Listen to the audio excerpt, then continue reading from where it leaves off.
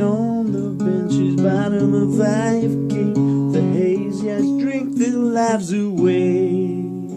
Whether it's beer or cheap wine, cider, moonshine, they do the same thing every day.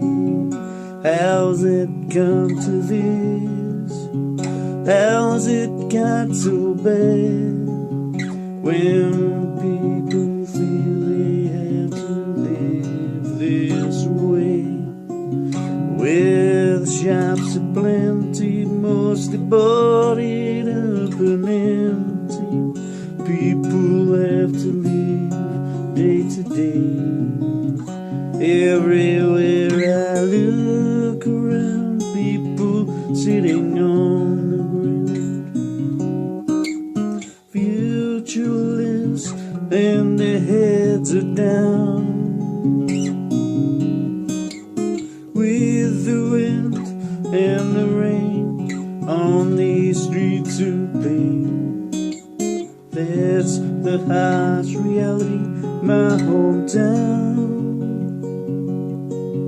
That's the harsh reality of my hometown.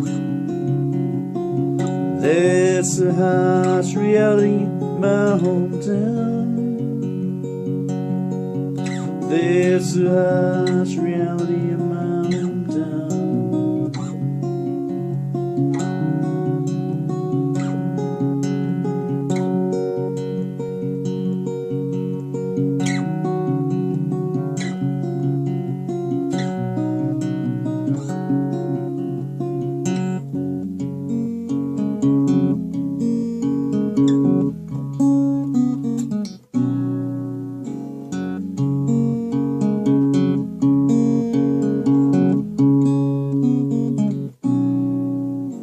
Sitting on the cold bottom of Bank Street, same girl without her cup of tea.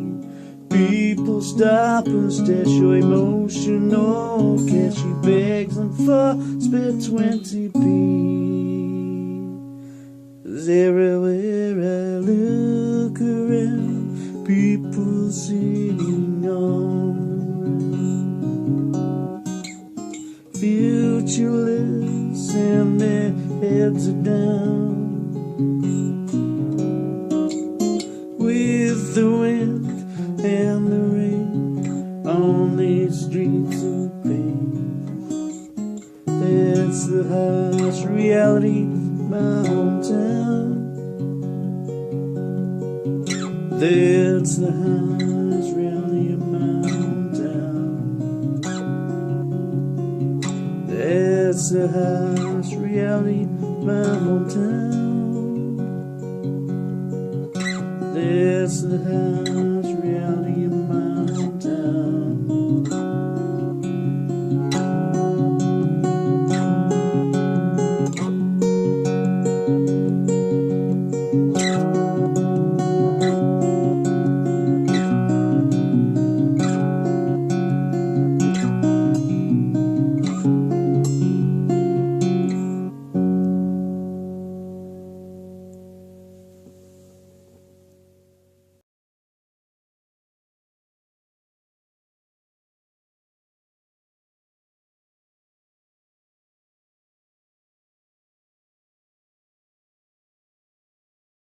Hello, good evening, or good afternoon, should I say, everybody.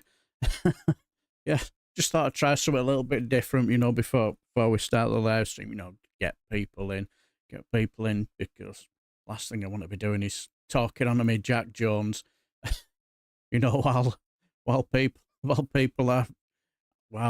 are coming in and whatnot. But anyway, good afternoon. Hello, Jan Caulfield, should I say. And good evening, Ben Sean. Patricia Roberts, hope you're well. Aldo Sir Larry the Cat, hope you're well. Hope everybody's really, really well. And I just decided, I'm glad you enjoyed it, Ben Shaw. Yeah, that was actually the very first song I ever wrote. Very first, oh, good God, I bet it's a good 10 years ago. And it's just written through down personal experiences of what I saw in my own town, well, city, should I say. I would have called it my home city, but it just doesn't have the same ring to it, does it? But they were just basically experiences that I'd witnessed and seen. And at the time, I was taking music lessons, and when it came to the verse on the guitar, he just come up with this little bit of a riff type thing, and he says, "See what you can do with that, then." Because at the time, I was sort of like learning how to do songwriting and whatnot. And so I just came up with that, and the rest of it was all my own. so that was it, really. And I just thought to myself, well, why don't I just start the stream 5 minutes before and put something on, wait for people to come in, because last thing you're doing is waiting about 3 or 4 minutes before everybody starts coming in. But anyway, what I'll do is I'm not gonna rabbit for much longer, because that's the reason why I started doing a live stream now, because simple reason, I hadn't uploaded anything today, and I just felt, why don't I do a live stream instead? Because for simple reason, what I'd done was over the last who's my favourite? I have all sorts. Good God. It could be from Ralph McTell right up to Bob Dylan, and bit of Bruce Springsteen, right up to Iron Maiden, and all sorts of really heavy stuff. So I've a wide range, and Ozzy Osbourne. But yeah, but anyway, that's what I started doing. I thought I'll get a load of select committees, because I know we all enjoy these select committees, and you all enjoy them. So I just thought, well, why don't I get a load in from this year? So I started from January, and I started watching a couple of select committees, and this one's really, really interested me, because this was in the what they call it, memory. It was in the Justice Committee. That's it. I couldn't remember. The mind went blank. The Justice Committee. We're all about prison accommodation, all sorts of stuff. Oh yeah, I used to have hair down to my ankles, Sir Larry. Drain pipes, patchouli oil, proper rocker. The heavier the guitar riff, the better. But yeah, this was. But as I say, I got a load of these select committees, and this one was in January the 9th, and it just found it really interesting, and they had a load of, yeah, absolutely, Ben Shaw, showing me age.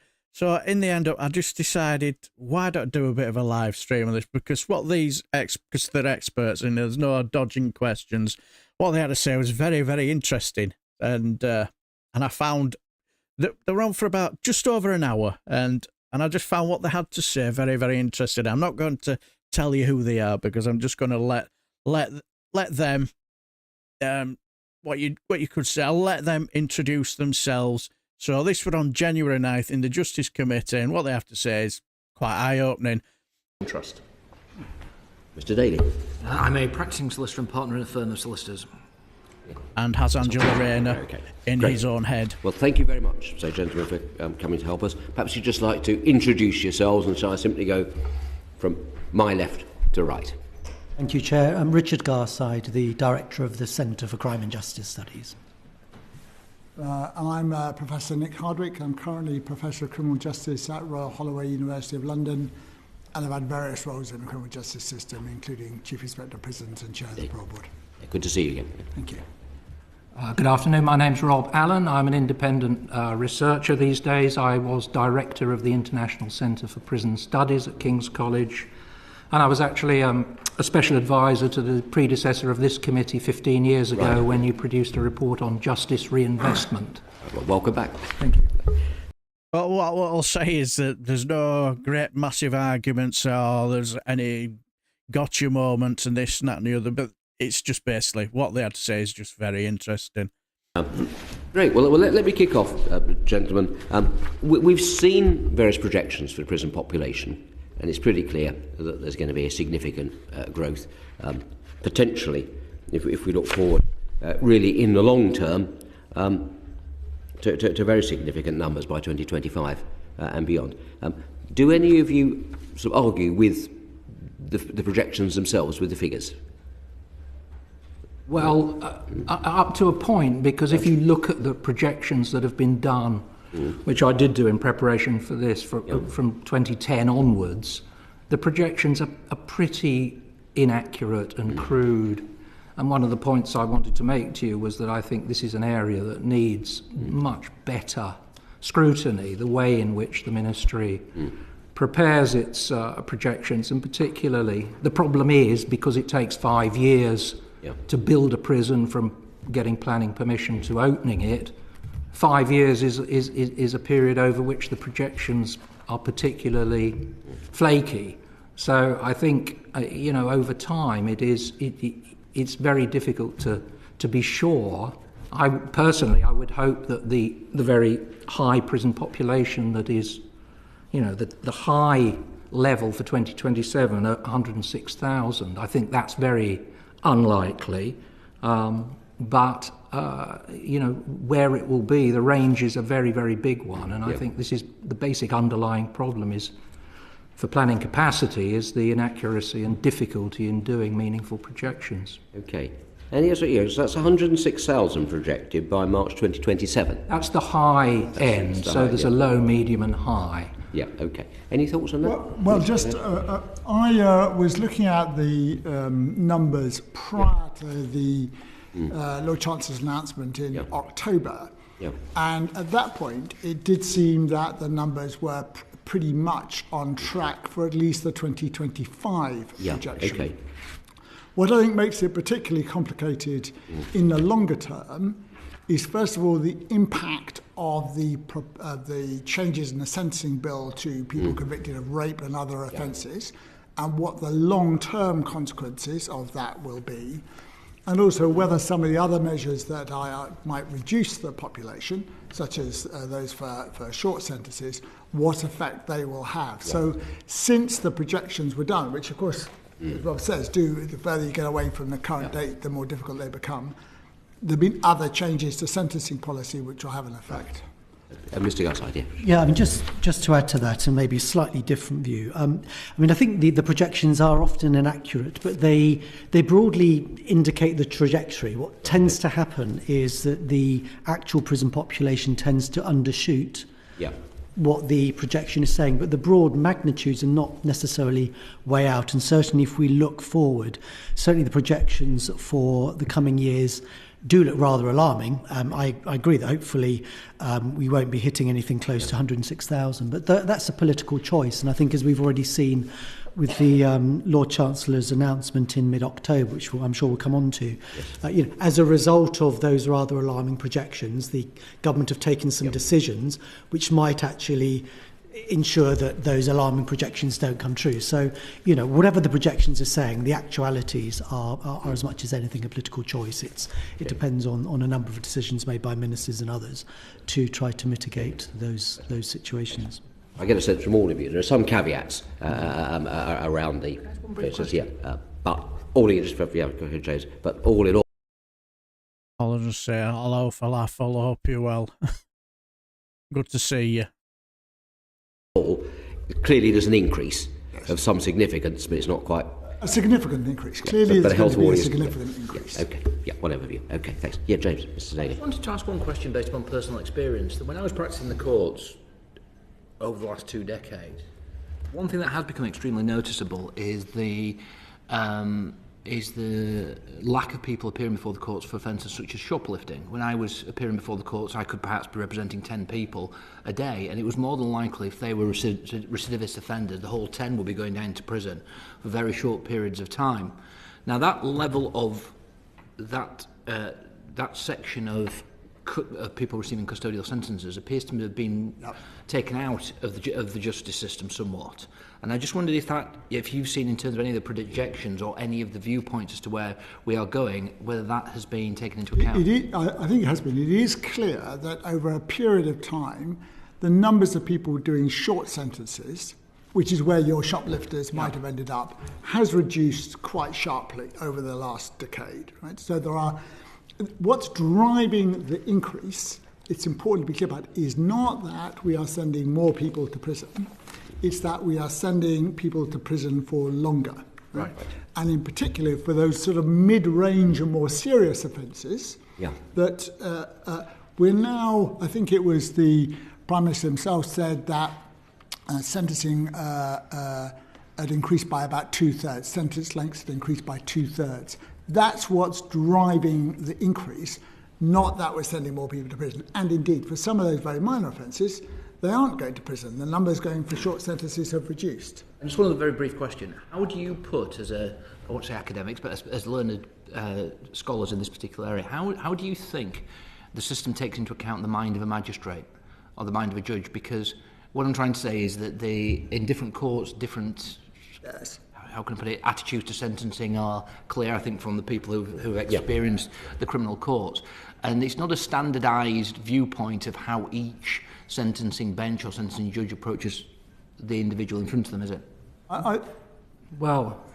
We do have sentencing guidelines now, of course, which mean that while they should not necessarily, act as constrain what magistrates and judges want to do, they definitely are there to provide some clear limits and some clear steps in how they should reach decision-making. So courts throughout the land should adopt the same step-by-step approach to reaching a decision. I mean, my own view is that the big rise in the prison population that we have seen and are likely to see, in part, reflects a failure of those guidelines to do enough, because we have seen more people getting custodial sentences of those who are convicted, and a rise in the average length of those custodial sentences. The sentencing guidelines, in a sense, were introduced to prevent that, or to act as a sort of brake on that. And I have some concerns that, in a sense, that hasn't worked institutionally.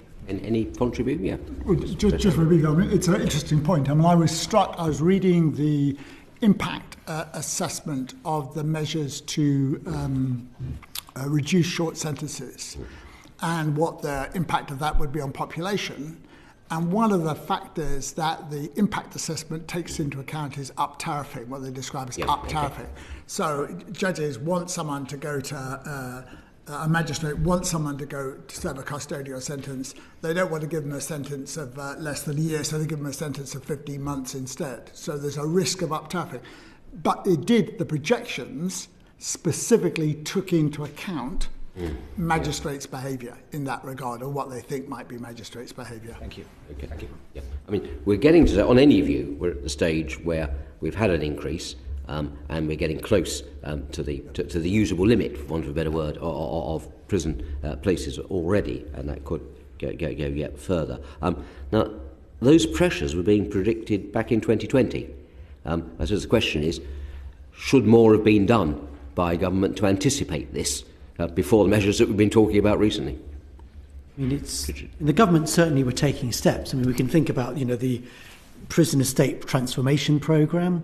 We can think about the more recent prison building programme. So kind of in a sense, the government was aware that there were potentially capacity pressures coming up, and they'd started taking steps to address it. The question really is, were they any good at delivering that? And we all know that actually there are very few prison places delivered under the Prison Estate Transformation Programme. And the current programme is somewhat mired in local planning disputes and all the rest. So, it's not that the government wasn't doing anything. Whether they were doing the right things, on the other hand, is, I think, a good point. Now, it was an unfortunate timing that the beginnings of these rather alarming projections came right in the middle of COVID lockdown. So maybe the government and prison service were focused on other things.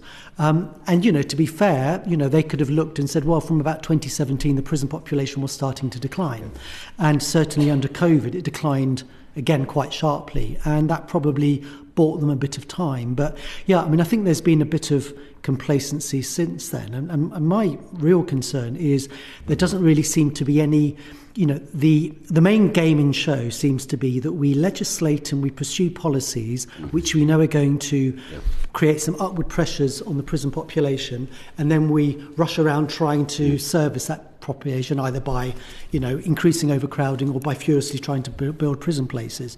The notion that instead we should be thinking, you know, what is an appropriate size of the prison population we should have, we build and maintain accordingly, and then we legislate accordingly, so that we don't get into these kind of cycles of crisis and crisis reaction. That still seems to not be something which is particularly forward. I know it's something this committee's looked at, but within the kind of the political class as a whole, that kind of option doesn't really seem to be very front and centre in any considerations. Mr. Hardwick. Well, I mean, Very interesting. Very interesting. Let's say falafel, yeah, police don't even attend shoplifting cases anymore. It's disgusting to leave underpaid shop staff unprotected. Yeah, totally agree. Yeah, it's like many times it's just all you just seem to get is a crime number, isn't it, nowadays? I suppose that's what 14 years of Tory rule and gruel does see, I suppose. Yeah, the dude who didn't like loud voices, yes. And Sir Larry Cat, yes, always on the fringe, asking the important questions. He does have a massive forehead. Is that a Tory trait?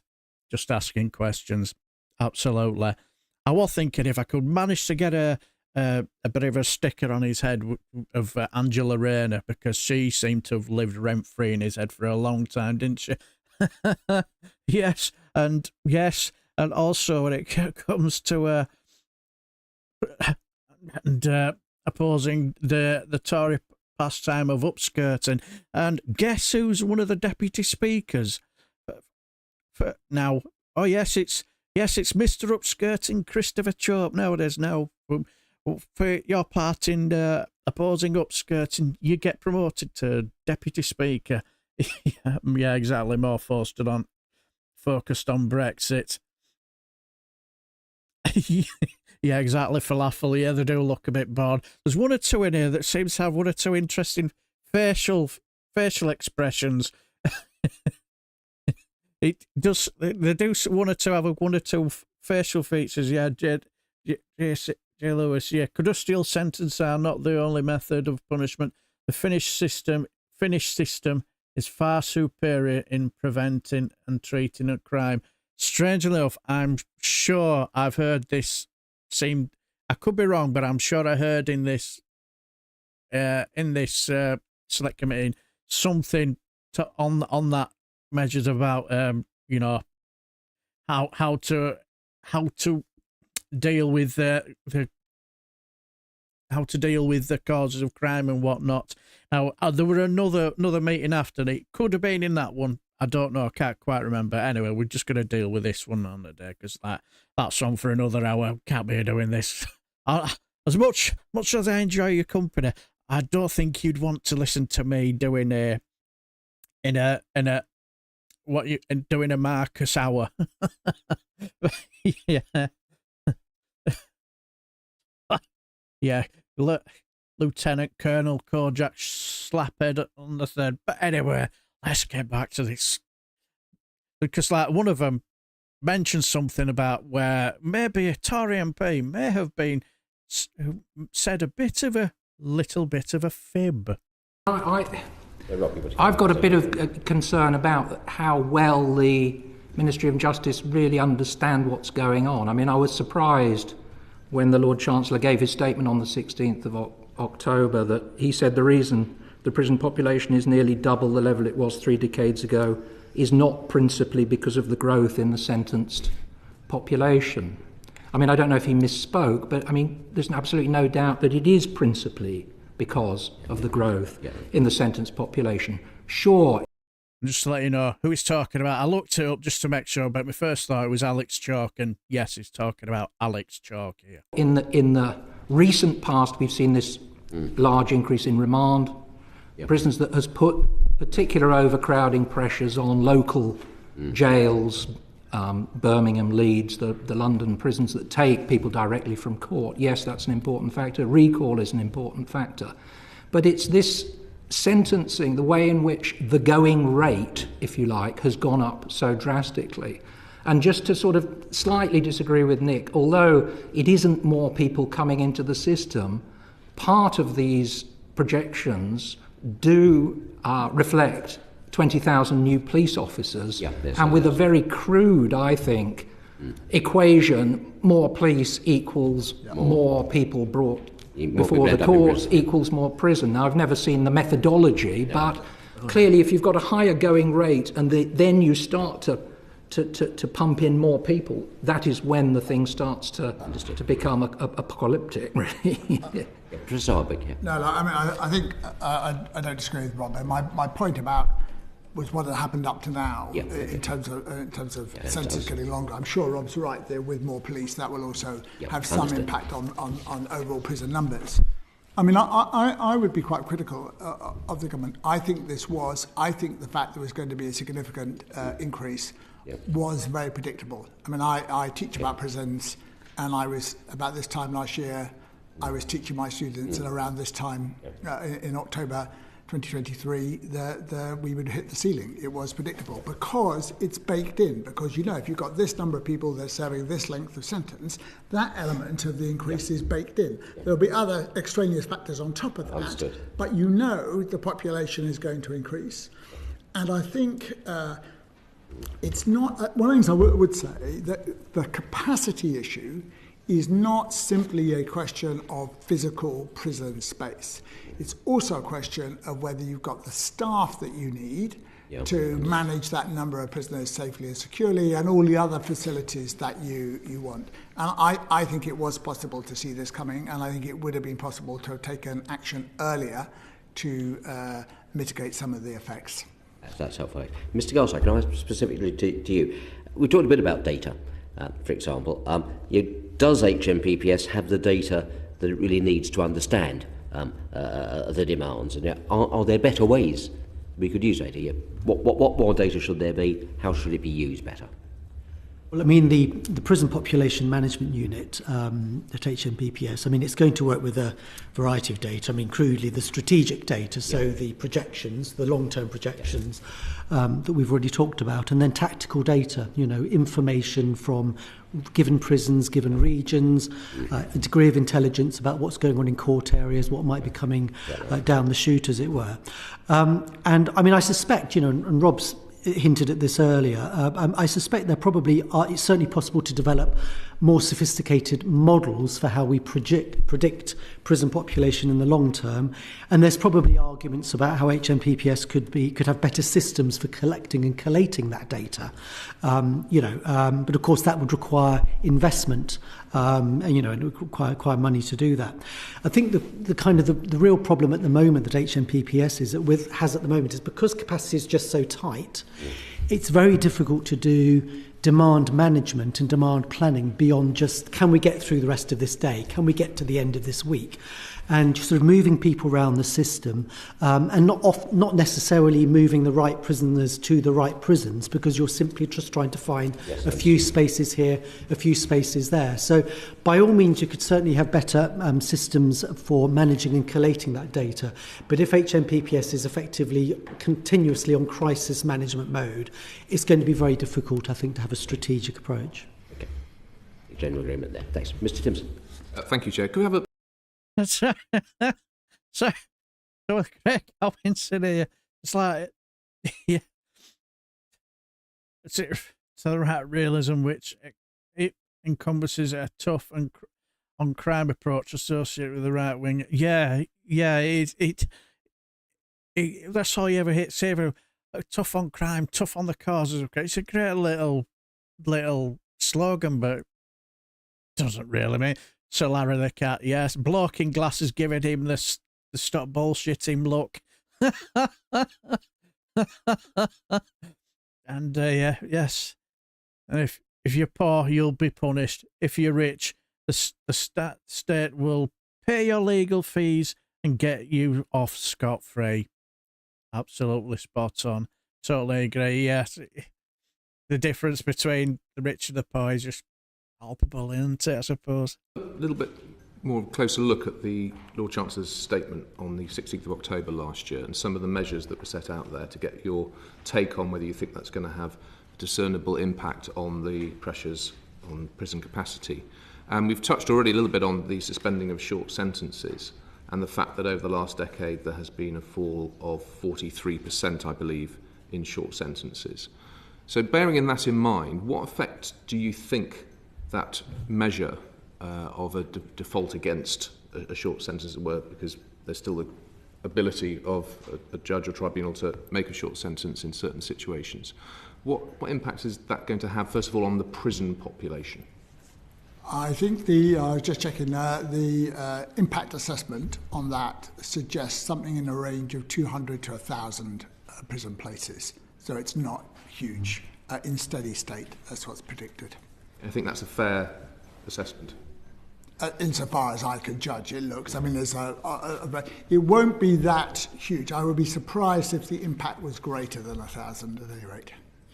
And when you say 200 to 1,000, is that over what period? And that's in steady state. Okay. So like it's it builds up basis. to that. So once in steady state, that's what they're predicting. I mean, that's obviously a big range, isn't it? So I think it betrays the fact that the government aren't very sure how courts will respond to this presumption, the number of cases that they will in fact suspend, or the ones that they say, oh, well, these are exceptional cases that we're not going to suspend. I mean, there is some evidence from Scotland who've had this presumption for some time, and I don't think it's had quite the impact that they had hoped. There are still pretty large numbers of people going for short sentences, and although you're right to say the numbers have come down in recent years, I mean, there's still 6,000 cases a year that go for sort of 3 months or less in England and Wales. So I think there is some scope for doing it. Other point, yes, it won't necessarily make a big impact on the stock, if you like, on any one day of numbers. But in terms of local prisons processing people in and out, they come for a few days or a few weeks and they take up a space and then they leave. That does put a pressure on the prison service that is it's a qualitative pressure as well as a quantitative one, if you like. So I think that needs to be factored in terms of the potential benefit to the prison service if more of these cases don't come to prison. Could we also look at the potential impact or pressure on not the prison and its capacity to deal with the number of prisoners going in and out, but also the community services and probation, and something that some of you will know a fair amount about from past roles. The range of 200 to 1,000, clearly, if it's the top end of that, that may have quite a significant impact on the ability of probation to provide the necessary services, as well as things like housing, mental health services and so on. What do you think we should be concerned about? I think it will certainly create a pressure on probation, and probation is pretty sickly as a service itself, I think. I think one of the advantages is that for some other services, it will not disrupt the continuity of care in the way that short sentences do. So, for instance, if you take a housing provider, what won't be happening so much is someone goes into prison for a short period of time, they aren't paying their rent, they lose their accommodation, and new accommodation has to be found with them when they leave, which is work for everybody involved. Some of those things, that's one of the advantages of getting rid of short sentences, some of those things are not just better for the prisoner, but they will take some pressure off those wider services as well. So if probation can cope, I think that, leaving aside its impact on prison places, reducing the numbers of people doing short sentences is a good thing, I think. Some of the comments have made me chuckle. Sorry for putting it, but made me chuckle, you know. Yeah, because like Sir Larry the cat, bloke behind the beard is gagging to light up the patty he rolled earlier. Falafel pencil addict gets through 20 a day. Yes, because I was looking at him, the guy with a ball nap around And I'm sat there thinking, you know, sometimes I'm sat there thinking, who does it remind me of? It kind of reminded me of is it the Man United manager with a bald head and beard? It's like when I'm looking, who does it remind me of? And I think, is it that Dutch manager? But yeah, I know what you mean. Yeah, with his rather 20-day pencil addict. We go on to another one of the measures that was floated, I think is probably... Could I just come in on probation briefly? Yeah. I mean, it's just to build on what Nick said. I mean, the fact of the matter is that in his last report, I think the Chief Inspector of Probation described the probation service as having chronic staff shortages. I'm sure we'll come on and talk about staffing shortages in the prison system and how the plans to build new prisons really need to take account of that. But probation has its own staffing crisis in a sense, and really the findings in the annual report of the Chief Inspector were pretty dismal in terms of the performance. So the ability of that service to take on a tranche of people, sure, the impact assessment says there will be £40 million worth of investment, but actually, how to use that, how to employ people, train them, get them ready, it's a big undertaking. It's a big undertaking before we then look at these additional measures and the extra capacity that they may require. Looking at another measure was around the potential of renting prison capacity outside of the UK. First of all, are there any potential benefits? Some of them may be obvious in terms of just on the numbers, but are there some potential benefits to that approach? Well, if I start, I mean, I have to say I've been in this arena of criminal justice for a long time and nothing really surprises me much, but this one, I was really, flabbergasted when I read that this was a sort of serious proposal that somebody who is sentenced in this jurisdiction, I mean, it's not clear to me whether they will choose to serve that sentence or whether there'll be a compulsion to go. But I think that the upside is the government say that 600 people can be housed in a foreign jurisdiction at the cost of £24 million a year plus healthcare costs, as I read it.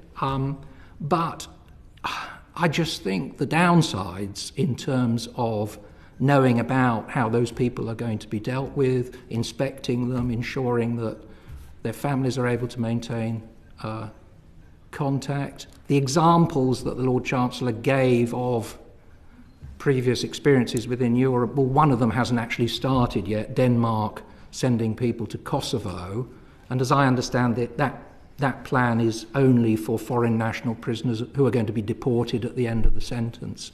So it's possible that if our plan in England and Wales is to locate people who are going to be leaving the country, that's one thing, but I haven't seen that undertaking. So I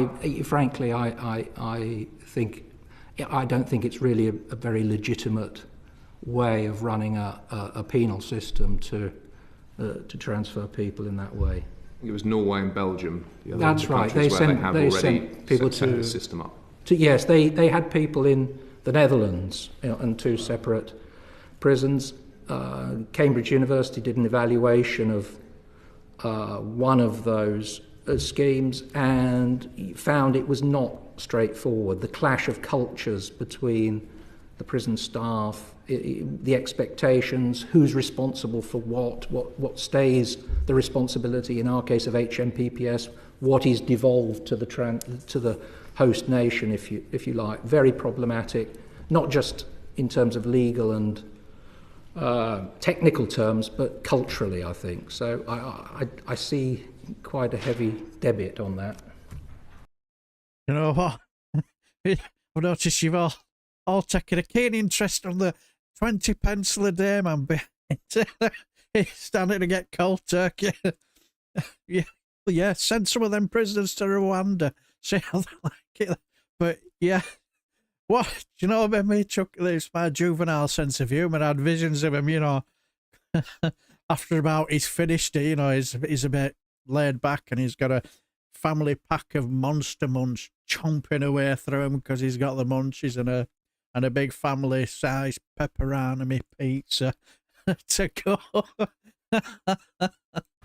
Yeah, and I think certainly the Norwegian example, the Norwegian Parliamentary Ombudsman did a review of that scheme back in 2017, and they raised a number of concerns. They talked about lack of adequate protections against torture and ill treatment. They talked about inadequate safeguarding of prisoner health, and they talked about lack of resettlement support, an obvious one, certainly, if we're thinking about prisoners who are going to be coming out of a prison in one jurisdiction and trying to return to another.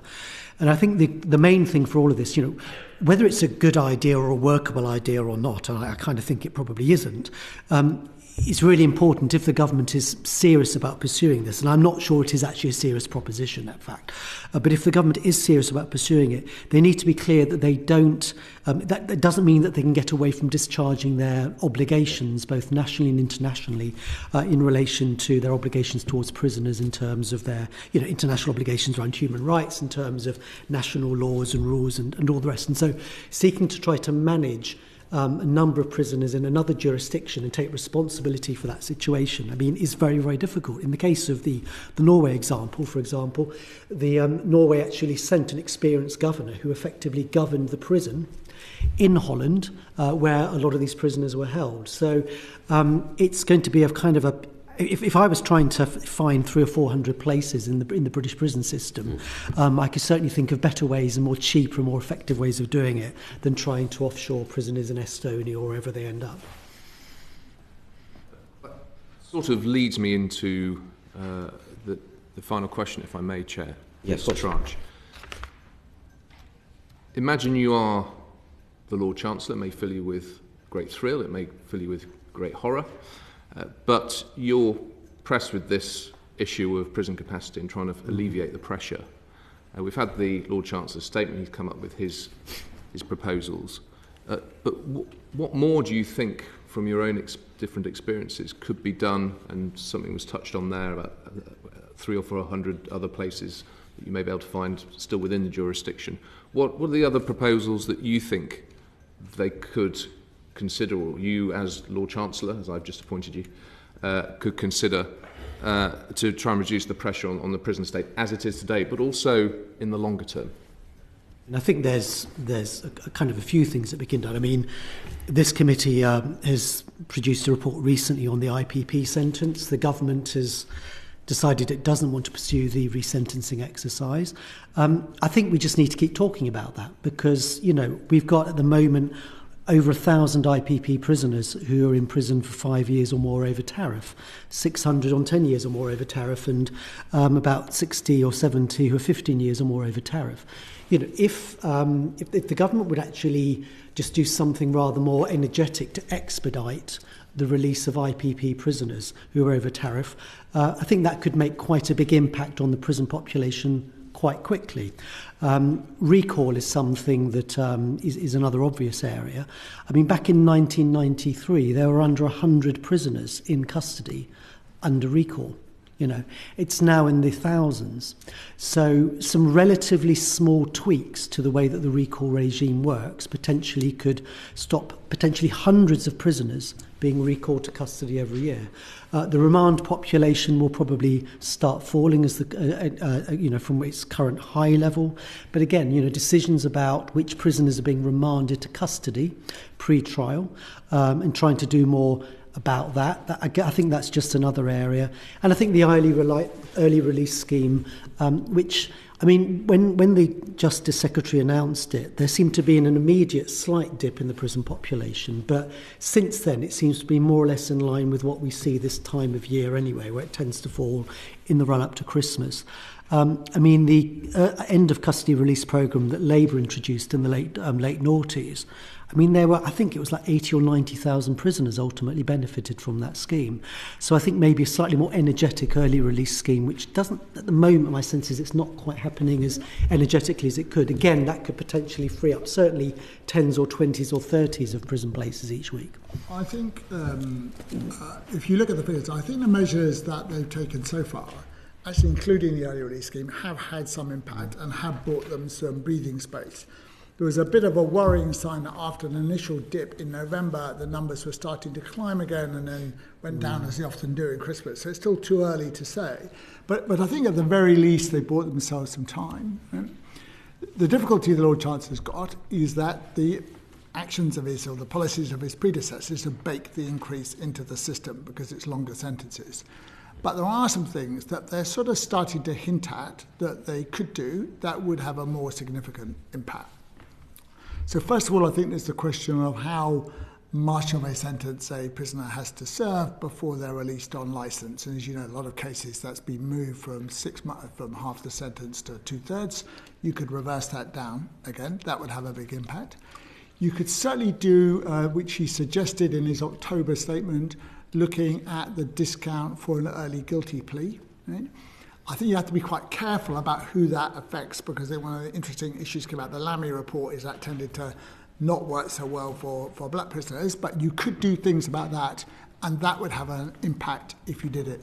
So I think the big wins would be taking, in a sense, using some procedural measures to reverse the increases in very long sentences. And you can do that around how long does somebody have to serve and what discount you get for an early guilty plea. That would produce some big wins. Now, there are obvious disadvantages to that. There are lots of, I can see some good reasons why you didn't do that, but if the governor is to choose, there's some choices. The increases that they are proposing in the prison estate is going to cost them £4 billion. Any government after the election is going to have to think about whether that's a priority for public expenditure. So I think looking hard at these alternatives, unpalatable though to some degree they might be, is something that's going to have to happen. Because even if at the moment they don't, if we're even starting to head towards some of the upper projections, there's no plans to build at the moment places to cope with that sort of a level of increase, and you can't see it happening. I have to say, made me chuckle, Sir Larry. He has a strange looking comb over. It reminded me. Remember them old Panama cigar adverts when Rabsy Nesbitt was stuck in that photo booth, and he's got that weird comb over with the Bobby Charlton comb over in a desperate attempt to make it look as though he's not bald, and sat there waiting, and then all of a sudden he falls off his seat, hair goes over, camera goes mental, taking pictures and pictures. It just reminded me of that advert. But yeah, he does have that weird comb over if say, I don't want to show that I'm going bald or something. Somebody went bald early, but I just accepted it. But I know some people, it's a bit of a problem for them. But yeah, I mean, I agree with that. I mean, I haven't seen the figures. So this 18-day release system that was introduced in the middle of October is in fact based on releasing prisoners on compassionate grounds. So presumably older, unwell prisoners, but I haven't seen any specific numbers on that. The numbers on home detention curfew have gone up a little bit since the middle of October, so we have seen some benefit there. I mean, just one point I'd add, I mean, we're going to come on, I think, and talk about the supply side changes and more prisons and so on in due course, but I do think an opportunity has been missed to kind of diversify the way, the kind of infrastructure in which people can be held. What do I mean by that? There was a lot of talk 6, 7, 8 years ago about doing better on the mental health side and being able to transfer more people with mental illness who are in prisons into secure, low secure, medium secure, high secure forensic beds. Has there been an expansion of that estate? I don't think so.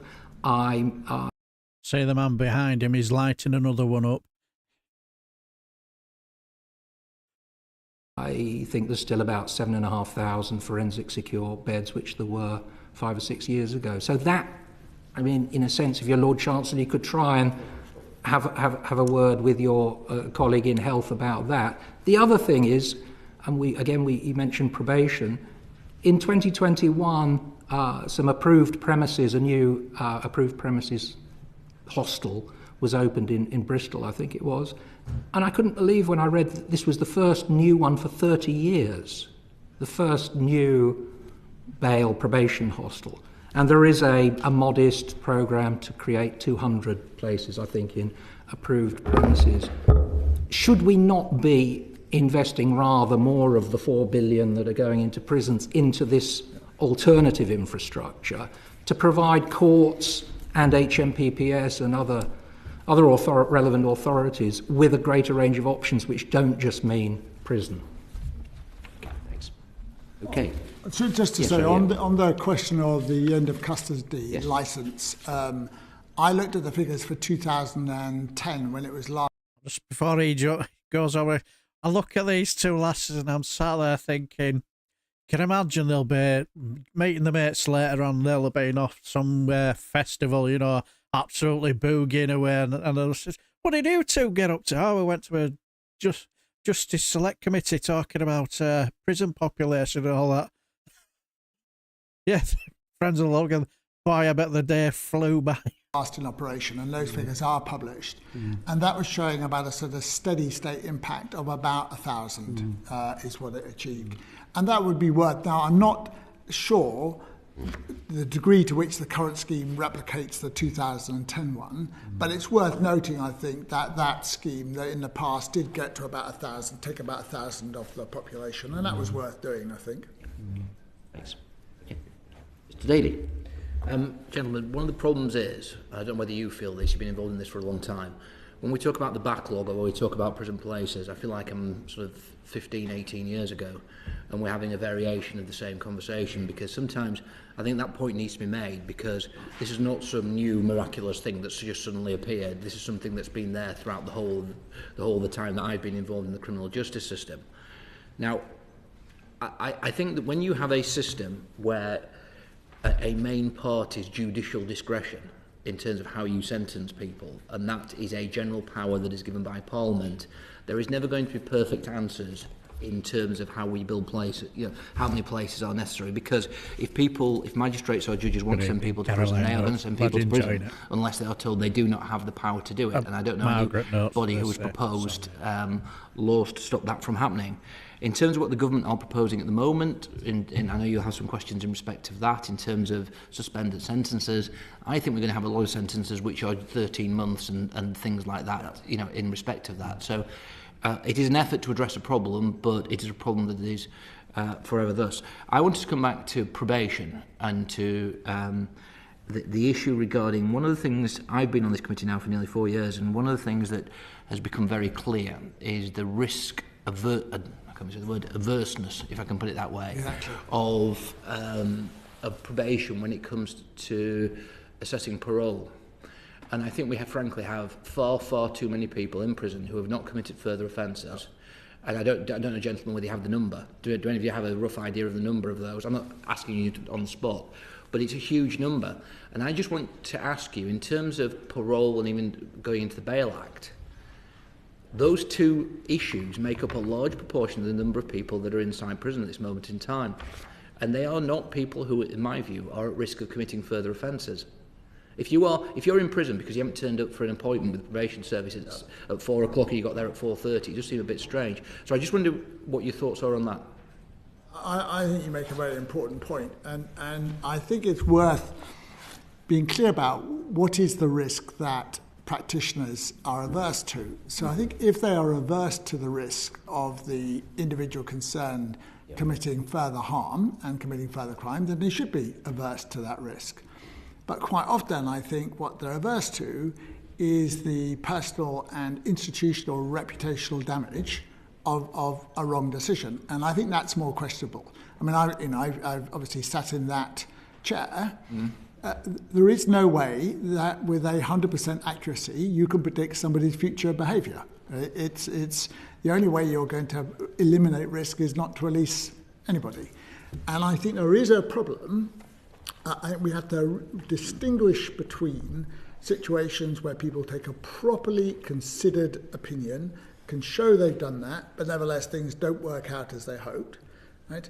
And somebody who was reckless or didn't take appropriate care in making a decision. And I think there is a role for this committee, amongst others, in trying to make that distinction so that when practitioners are making decisions, they feel they can make the decision on the evidence of the risk to the public alone and not feel that they've got their commands and bosses breathing down their neck around the institutional risk.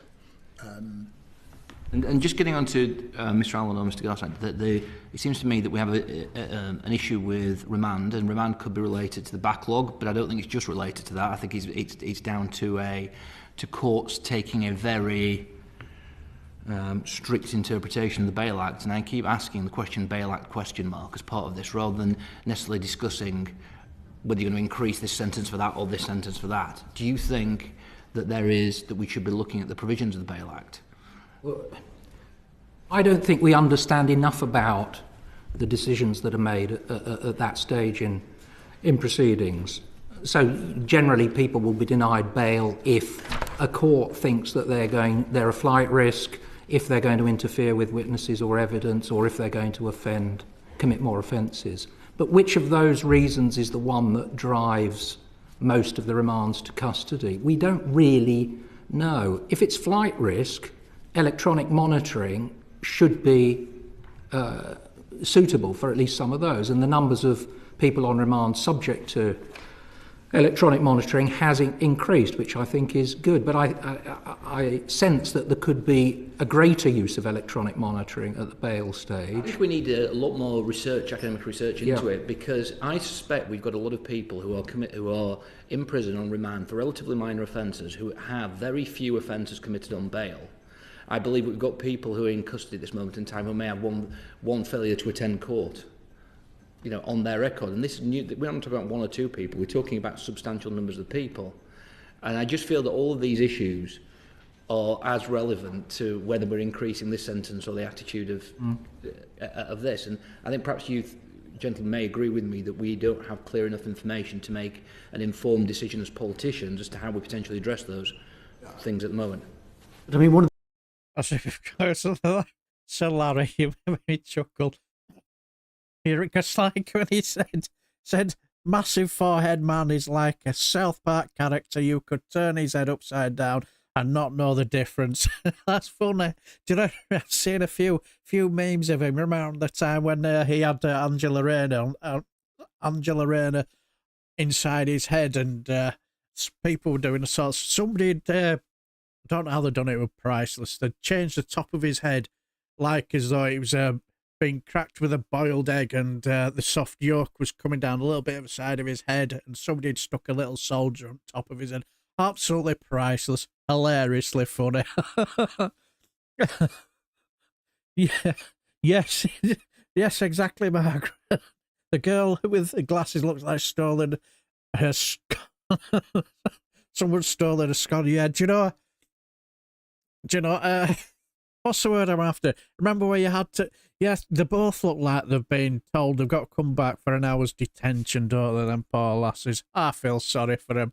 One of the things, again, we could do and should do, and I mean, this committee flagged this up in its recent report, is just ensuring that there is a much stricter adherence to remand, to the custody time limits on remand. Okay. Now, I understand clearly that the current problems have been massively exacerbated by COVID and the closure of the courts. But nonetheless, I mean, there always used to be a figure, from years ago, I haven't looked at this more recently, like something like about half of all those on remand did not end up with a prison sentence, even if they'd been convicted. So there is something clearly going wrong at a certain level here. Individuals aren't, as it were, just individual carriers of risk either. So, part of the question there in terms of custodial remand or not remanding people in custody is what support is around them in the community to ensure that if they are, let's say, in a slightly chaotic or difficult state in their lives, they're getting the support they need in order, not to get into further trouble. But I think, again, just doing some of the basics right, just making sure that if someone is remanded to custody, we have a very strict adherence to time limits on custody. That would be a good start, without doing anything else, and would at least help to reduce the number of people who are languishing in custody, sometimes for months, if not years. I'm now going to ask you very briefly the questions I was supposed to be asking you. Sorry, can I just say very quickly on remand, because I think it's quite important. I think the figures have changed since you looked at them, Richard. Now about 80% of those remanded at magistrates' court were given an immediate custodial sentence when they're convicted, and it was 70% of those remanded at Crown Court. So it is quite a lot of people on remand would have been in prison if their case had been held more quickly. So it's not as, I think the figures have changed over time, but that may indicate the need for further research in a way you suggest, Mr. Daly. You've touched on this, gentleman, and I just appreciate a brief response. You're not planning lawyers, so I don't ask you to get into this, but is the government's commitment to deliver 20,000 prison places by the mid-2020s achievable? I think you've talked about the planning issues and various other things. Have you got anything to add to that in respect to that? Well, I mean, I've looked at this over time, and I've never really been able to see in any one place a kind of master plan, if that's the right word, or an overarching document that says this is where these places are going to come from. And I don't know whether that's something you might want to ask. Clearly, there's about 10,000 envisaged through new builds. 2 are open, 1 is opening next year. The 4th has just been given the go-ahead, the Gartree one, and that leaves 2 outstanding, one of which there's a planning inquiry in March, the one up in Lancashire, and the decision on the Grendon one is due to be made at the end of this month. So they will get some of that. The more interesting, in a sense, that's 9,800 places altogether if they all get going. It's amazing, Mr. Allen, when you're a politician, it's amazing how we talk about these things, and then suddenly a prison is proposed in the constituency, and as an MP you suddenly get lots and lots of letters from people objecting to the prison being in that particular constituency. So in terms of public policy, in terms of, should we say the general, or say pressure, because all MPs are clearly open-minded on these subjects, there is that to take into account as well, which I think is a... Well, I think...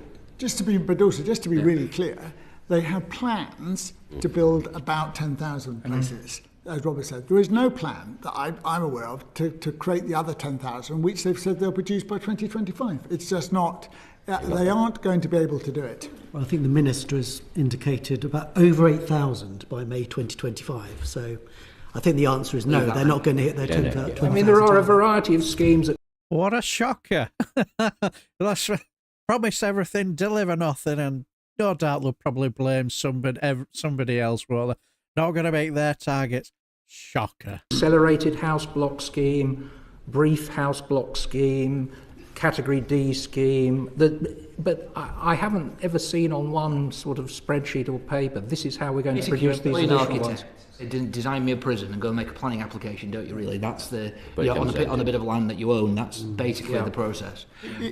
If the population rises in line with the higher end of the projections, they are not going to be able to create the space to house those people in the time that's necessary. That's really, it's an arithmetical fact. Yeah, you can't get around that. The last 2 points, I'll take these 2 questions together. How effective is the Ministry of Justice's approach to ensuring the safe management of a growing prison population? To what extent can the government achieve safe and decent living conditions in overcrowded prisons? I went to visit Buckley Wells Prison, which is in Rochdale. If a prison can be described as a positive environment, that is it. I could talk about the good work that's happening there. I could go to Forest Bank or H&P Manchester. Very, very, very different environment, and very different environment in terms of the safety of prisoners. So, have you got any brief comments on that? In the last 2 quarters, assaults have risen, for which they're published. It's very alarming. Of course, there is variance in performance. I think that has a lot to do with how easy it is to recruit staff and to do with the type of prison. But I think if you, as I said in my submission, I was in Wandsworth Prison just prior to the escape, and it was, I just couldn't see how they could make it work. It was impossible. They didn't have the resources to do it. Thanks very much. Okay. I don't know if any of you have come across the concept in planning of nationally significant infrastructure projects. I mean, is there a case for treating prisons in that way? I wonder. Well, I guess it's one of the factors that when applications are called in or appealed, that gets taken into account, the national significance of it. I mean, I know for this inquiry, I was looking through the evidence in preparing for this. I think the leader of Buckinghamshire Council has submitted evidence to this inquiry, and makes some very interesting points about the impact of this huge number of prisoners in rural location, and makes some, I think, quite strong points about the impact of having a prison on, for example, the NHS, on the road network, on transportation, on traffic, and all of that. And the extent, I mean, I think, those are the things that's bread and butter in terms of planning decisions. But there seems to be a slight lack of confidence on the part of local people that actually, if you've got ambulances going into prisons once or twice a day because people have overdosed or whatever, that's one less ambulance available for the local community. And I think that's a not illegitimate concern. Okay. Fair enough. Thanks, Brad. Yeah. Yes. Thank you. You talked about the increase in assaults. I was like your take on the effect overcrowding is having on the levels of self-harm and mental health. Yeah, good question, isn't it? Because let's be honest, how many times have you heard these absolute nut jobs saying that, these prisons are like a holiday camp now? Yeah, exactly. I'm sure it could be different now, but I'm sure I heard there were a quote that there's about 11 people who try to commit suicide a week or something. So I would say, you name me a holiday camp that has at least 11 people a week trying to commit suicide or do commit suicide. So it's a good question. But yeah, I have to say, Sir Larry, yes. We totally agree about our Mr. Daly. Yes, no, he didn't visit that prison. He was at Angela Rayner's council house and he visited, and a restraining order was issued. I totally agree, without a doubt. That's where he'll have really been wanted. It's very obvious. If you go into prison, you can see it, and I think because one of the things, I mean, if you crowd people together in unsanitary conditions, that inevitably raises the level of stress, and that inevitably increases levels of self-harm and levels of and affects people's mental health. I mean, I think say in prisons, overcrowded prisons I've been into recently. I mean, I've been into a lot of prisons in my career. It's only recently I've started to feel quite concerned about my own personal security when I've been into prisons. And that's not a surprise. You've got guys who are kind of banged up for 23 hours a day. They're just, they can get whatever substances they want, and they haven't got the staff to manage them. They're all out on the wing on association. And you think, maybe I'm just going to scuttle along the corridor and get out of here because it doesn't feel safe. And I pity the staff who work there and the impact this has on some of their mental health and well-being. So I think prisons, I mean, I'm not going around prisons to the extent I used to, but the ones I had been to, I would say, certainly in the autumn, were in a very, very volatile state. And I think that would affect prisoners themselves in terms of their mental health and self-harm. It certainly affected staff, and was obvious to see. And of course, the overcrowding means that there are fewer staff available to respond to those problems that prisoners have. So we have a scheme in the prison system, the so-called ACT scheme, which is a sort of suicide and self-harm prevention scheme. On paper, it's a very good kind of world-leading scheme, but it is quite staff-intensive. And for the people who are presenting most risk, it involves having very frequent meetings, exchanging information, checking on people and all of that. That is so much more difficult if you've got too many prisoners and too few staff. And there are countless examples of that. And often, and quite a lot, certainly some of the inner city prisons, the staff that are there are very inexperienced and new, quite young. And so developing those kinds of, that dynamic security where you've got a relationship with the prisoners, it's in both your interest to keep the place calm and working well. You haven't got people with the experience necessarily to do that. It's an alarming situation, I think. And building on that, with the increase in prison population, then will there be then the commensurate increase in poor mental health? Yes. I'm sure. Yes, you will inevitably see that, I think, and you can see it, I think. And if you talk to experienced prison officers, the ones that are left, that's what they would say. They would say that the people they are dealing with are now different from the people they were dealing with before, and to some extent, even very experienced people will tell you they're beyond their skills to deal with. They aren't, they're not mental health nurses. Yeah, sure. Yeah. So, final point on that. Any suggestions around how government could better manage prisoners with poor mental health in these more overcrowded establishments? I think your question presumes the answer, and one answer is, well, you don't have overcrowded establishments. I think we've, if you know prisons, you have the kind of the so-called certified normal accommodation. That's what this prison should have, and then you have the operational capacity. And far too many prisons are operating at operational capacity levels rather than certified normal accommodation. And so, if we can get back to a point where actually prisons are more as a matter of standard operating at certified normal accommodation rather than operational capacity, it becomes possible to do other things. Prisoners don't kind of feel as crammed into cells. Prisons aren't themselves making judgments about cell sharing, which maybe is not appropriate because actually these prisoners shouldn't be put in the same cell together. And it's going to be easier to actually get the services to prisoners they need. But for as long as we're in this situation of just ongoing overcrowding, which we then accept as just the norm, rather than what should be is the exception, then it's not going to get better. I think what I would say that's perhaps slightly more kind of optimistic is I don't think you need to do much in terms of population to make the situation quite a lot more manageable. When there was not the same degree of overcrowding, what prison managers were able to do was manage where their population was in their prison. So you could have a wing that was a bit quieter, where the people are finding it a bit more difficult to cope. You could put them. You could make sure you have a bit of space on your first night wing for longer term prisoners who had simply not adapted to life on the wings. You could start to do all those things, or you could put a prisoner who was struggling a bit with someone you felt might keep an eye on them, look after. You could start to do those sorts of things. You knew your prisoners, you could work with the prisoners to make it work. But but if actually what you're doing is you're operating at kind of 99% capacity, which they are now, you simply have to put people where there's a space. Bring it down just a little bit, and you start to get that flexibility back where you can make it work better. So there's a danger if you almost that we sort of go along with argument that nothing can be done. I think you can do things, and actually some relatively small reductions in the population, which I guess actually I'd be interested to see the next set of safety figures after there has been a bit of a reduction in population.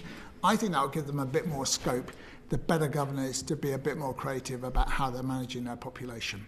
Yeah, and if you bring it down a little bit more than that, you can start to be more proactive and perhaps create more therapeutic wings. Psychologically informed environments were created, sort of special units, but they're characterised by relatively smaller numbers of prisoners and relatively larger numbers of prison staff and healthcare staff. And of course, those are luxuries in the current kind of population climate that can't be done. So I think, I agree. I think we could look to a brighter future, but it does depend on getting these numbers under control. Can you imagine the right wingers here and all that stuff about making it a bit more therapeutic and all wonderful? They would have an absolute cow. They'll be demanding that they keep being given bread and water and 50 lashings for looking at somebody strange or whatever. You know what they're like. But yeah, very interesting that, though. Totally agree, Sir Larry. Very, very interesting. Talking of capacity, but also having a good prison estate, and what are the impacts of the sort of over the medium to longer term of deferring sort of non-urgent maintenance to meet some of these short-term capacity demands and pressures? What sort of impact is that having? Well, one of the things I've become a bit concerned about in recent years is the question of fire risk in prisons. I think the Lord Chancellor told you that there are about 1,500 places out of commission when he gave evidence to you because of essential fire work going on to install proper alarms and spraying systems and so on. I mean, if you look at the last HMPPS report, it's something like 28,000 places don't meet current fire safety standards. And that annual report says capacity pressures have restricted our ability to take places out of use for refurbishment and compliance works. Now, I would be very concerned if we have reached the point where the fire safety order is not being complied with and people are being placed at risk. And I've argued for some time that I think, perhaps this committee should perhaps look into that question. The Crown Premises Fire Safety Inspectorate produced its latest report recently, which gives information about the numbers of there's 1,000 call-outs from fire services to prisons each year. So I think that's an underappreciated risk and safety issue that I think, and so I'd be very concerned about maintenance being deferred on something as essential as that. Clearly, I read a report last week where it said that because of the need to keep cells in use, cells weren't getting a repaint before, so they're covered in graffiti. I mean, it's not nice for a prisoner to come into a cell that's covered in offensive graffiti. It should be covered over and painted. But to me, that's a different order of magnitude to the fire issue. Yeah. I think there's. I agree with that. I think the fire risk is something that needs attention. Two other things I would just say, which are linked to your question. I mean, one is I think about the adaptations that are necessary, the use of the space that makes it manageable for an increasingly elderly and infirm prison population. So I think that's one of the issues around the kind of, these old Victorian prisons where you've got to go up 3 flights of narrow metal stairs to get to your cell. That has big implications for the population as it now is. I think the other thing that links to Rob's point about fire, but might also link to disturbances or otherwise, I mean, one of the worries I've got about the system at the moment is it's got absolutely no capacity for any contingencies. Were something to happen, that would take us a few hundred places out of use, which might be, which would be a fire. Let's say nobody's hurt, but still that you lose space, or you've got a disturbance in a prison or whatever it might be, right? They would then have a real problem. They have not got, at the moment, I'm aware of, any contingency or something going badly wrong and them losing and a significant number of places coming out of use. And we know, historically, that does happen at difficult to predict intervals, and I think that should be a real concern and something we should be asking Mr. Hudson about. What's your contingency plan? I mean, just on specifically on maintenance, I mean, I think the Public Accounts Committee found in 2020 that about 500 places are taken out of use each year because they're basically due to poor conditions. And we also know that there's a maintenance backlog. It's at least £1 billion, probably more now, because I think that estimate was done in 2021. So maybe £2 or £3 billion worth of maintenance backlog. Now, so, the longer that kind of stuff is deferred, then the more problems you're storing up for the future. And more difficult you actually find it to meet your long-term capacity demands. Because if you are deferring routine maintenance, the risk is that you are losing more capacity more quickly, which then makes it more difficult for you to actually maintain the long-term capacity that you need. I mean, partly to deal with any just immediate urgent situations, but just more generally to have a properly planned and strategically managed estate. What effect has the contracting out of estates maintenance contracts had on the quality of the estate? Well, it's a bit of a mess, isn't it? I mean, I think about there's still one company that's doing some of the maintenance and some of it's been bought in-house. I haven't hadn't seen anything to suggest there's been a transformative impact of that, but I don't, Nick or Rob might. My knowledge is that it's been out to date, but say when I was looking at it, it was just so difficult for prison governors to get things done, to get simple things done, because you'd have some argument about, is this like routine wear and tear, or is it vandalism, or those sorts of things. And so you'd have governors like tied down, trying to sort out often quite minor maintenance issues and argue about the contract. So I think, now that may have, I don't know, that I'm talking quite historically, it'd be probably better to ask Charlie Taylor some of that. But as far as I'm aware, it's still a problem. But my knowledge isn't very up to date. No final question, really. You touched on the Victorian era sort of prisons with the metal stairs. The Chief Inspector of Prisons has called for the closure of 1 in 10 prisons in England and Wales, particularly the Victorian era inner city jails, which aren't fit for purpose. Do you agree, or are there any benefits of those purpose-built Victorian prisons? I do agree with him, simply because of the physical state of those buildings and what it would cost to repair them and their inability to have modern IT systems, etc., etc. So I don't disagree. I would say, though, that there are a couple of things about the Victorian prisons that are worth bearing in mind. One is they're comparatively small compared with what we're building now, and that seems to me a strength. Two is their accessibility. Families and friends could get them. And 3, despite all the difficulties, quite often, in my experience, prisoners quite like those Victorian prisons. One of the reasons for it was because of the design. Gave you clear sight lines. It didn't feel as threatening as some more modern prisons where you've got lots of corners and stairs and you're worried someone's going to jump out at you. So I don't think the current Victorian, most of it, is redeemable. Simply it's in too bad a state of repair. But there were some things that the Victorians got right, and so there's a bit of a baby in a bathwater issue in there, I think. Any thoughts? Well, I mean, we are in a Victorian era building, I think.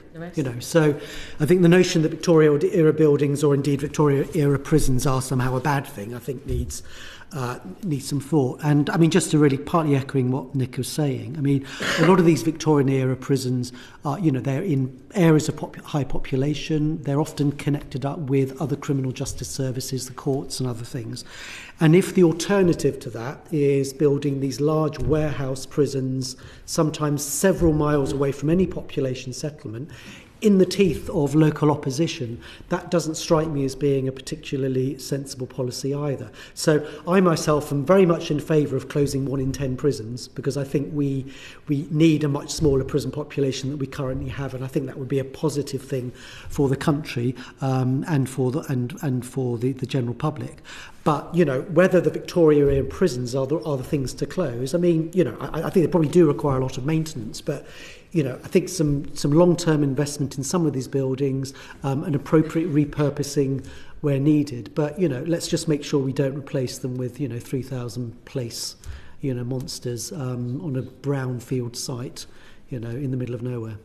Yeah, I think each one needs to be considered. I mean, I understand that this Victorian building is potentially having to close down while it undergoes substantial repairs, and that's probably the case with some of these prisons. I mean, Swansea is often put forward as a small, almost like a community prison, actually, because most of the people are from there, most of the staff are from there. It's small, and even though there's all sorts of things objectively that aren't very good about the conditions, prisoners rate it quite highly, staff rate it quite highly. So I think Richard and Nick are right. You don't want to sort of... I'm not sure Charlie did say that they should be closed down. I think he said sort of ideally over time one might want to move towards looking at the ones that have a part to play. But I think it needs to be... It's not as straightforward as perhaps it seems. Yeah, no. This Victorian era building has its issues sometimes, but it's got its advantages. Understood. But gentlemen, thank you very much for your time and for your evidence. I'm very grateful to you.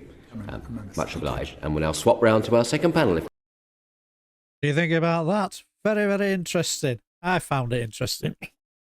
But I've had to enjoy, made me chuckle, because like the one thing I did pick up, because like as I said, there's another one after. If we can do the other one tomorrow if you want another bit of a live stream. I think it's a lot of it to do with I think it's women prisoners as well. So and when I watched it, it was very, very interesting. So maybe if you're up for it, do it tomorrow if you fancy it.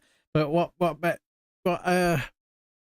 made me chuckle while I was watching it, as Solari the cat mentioned the 20 a day man and 20 pencils a day man, get ready to smoke a big fat one, and you've got the two lasses behind the other one, you know, look as though they've been stuck on detention for eternity, and the guy behind the other one seemed to look at him as if, say, not sure about your bullshittery. But I did find a lot of the stuff, what they had to say was very, very interesting. Really, really interesting.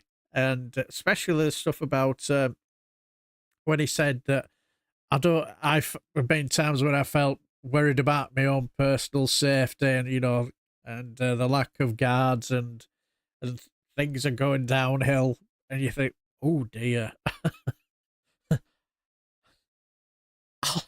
Hello, Joe. Sorry, if I say it wrong, I do apologize. My pins from this from this length is not the best. Hello, Joe. Marios. If I said it wrong, I do apologize. Hope you're well. but yeah, as I say, there's no great falling out, anybody arguing, but it's what I liked about it. Just experts who seemed to know what they were talking about, didn't try and basically, you know, try and flannel the way through it. They just seemed to know what they were talking about. I usually find them far more enjoyable, and you could say that the ones where you've got the MPs in there, because you know they're talking utter bullshittery.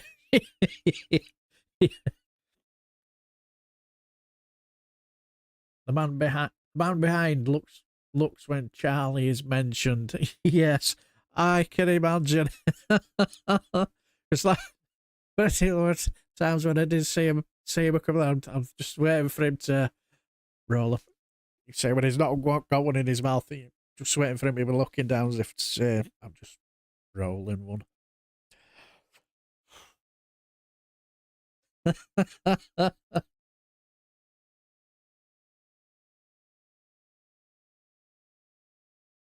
Just call me John. But fair enough. Is that where it's supposed to be?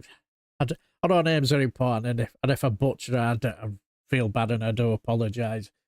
And the last name means North Wind. But please, just John with the North Wind. Sound American.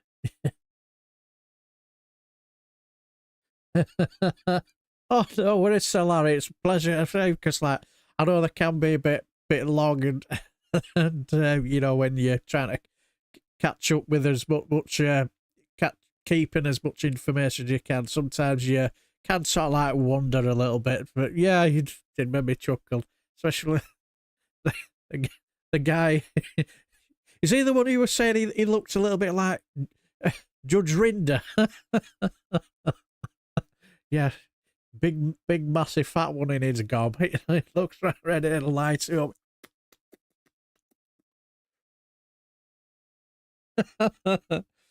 But yeah, there are interesting facial features behind everybody. But yeah, if you fancy it, tomorrow we can quite easily do the. It's just as interesting, very, very interesting. Because like the talk about, there's one bit where the talk about where prisoners said if I'd have been given the support that I needed, I probably wouldn't have been in prison. And there was some really, really, really, really good answers that were given, very enlightening.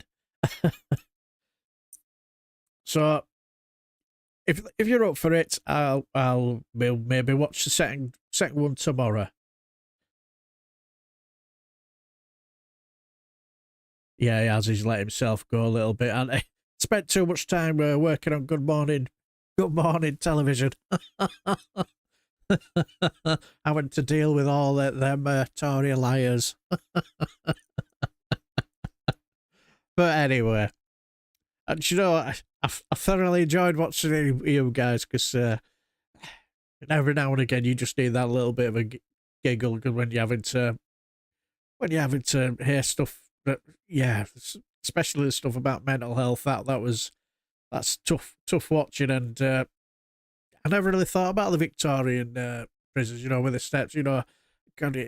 Let's say, for argument's sake, if I were sent to a Victorian prison, I would be struggling. I would struggle, because I struggle with steps now.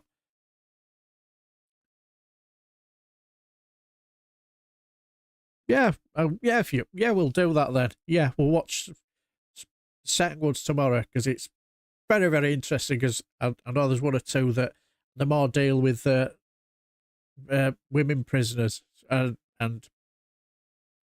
what one woman had to say was very, very enlightening. So we'll make it a date, possibly around the same time as today. And as I say, the only reason why I decided to do a live stream today because I had nothing uploaded. I just thought, well, why don't I just help me with my patter and improve on my live streaming skills and do something. So if you want, we'll make a date. If it ain't 5 o'clock, then 6 o'clock. So we'll see from there. But yeah, that's what we'll do. But I do hope you enjoyed this one, and hopefully see you tomorrow. And thanks for joining us. Really, really appreciate it. Have a pleasant evening. Is massive forehead man? Yes, he's still there, and I think he tries to have a little bit of an argument with one of them, and which was all very interesting. But yes, massive forehead man is there, and I think he tries to have an argument with a woman. Because clearly he's still thinking about maybe that's an idea. That'll something. I'm thinking about what I might do with one or two of these, because like there's still some interesting bits of this. What I might do is I might cut a couple of these little clippets up and make a bit of a small video of them. So because like there was some very interesting. I would do a video on something like this, but you don't matter what I put as a thumbnail. Most often than not, people won't be interested. It's just the way it is. But if I do it in a bit of a live stream, people show something, and if I cut clip bits up and say sort of like in the live streams and this and that and the other.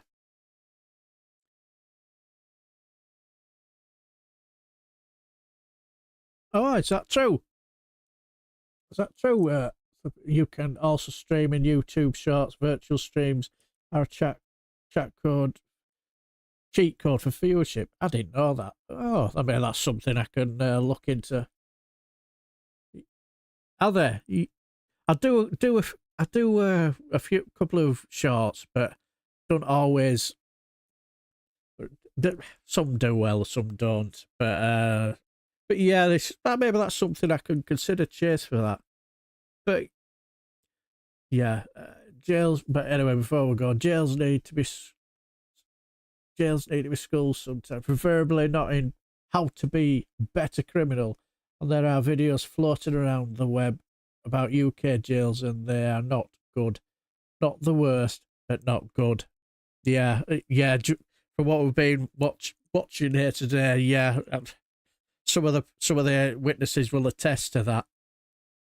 But yeah, I say, cheers for that advice. I'll bear that in mind. I'll see what I can do to figure things out. But anyway, all I will say is we'll probably, as I say, if you're up for it, I'll do the second part tomorrow, because it's just as interesting. And some of the witnesses are really, really good, very eye-opening answers that they give, and it very interesting. So what I will do is I know soon. I think is it about 7 or 8 o'clock tonight. Regularly, he's doing a live stream. So chances are I possibly will see you there. So what we'll do is I shall bid you farewell and hopefully see you guys tomorrow. So take care, my friends. No worries, Slipper. Good to see you, my friend. Good to see you. But anyway, I'll leave the video because I'm prattling on a bit now. So I'll leave the video live stream, should I say. And hopefully see you tomorrow. And cheers for stopping by. Really, really appreciate it.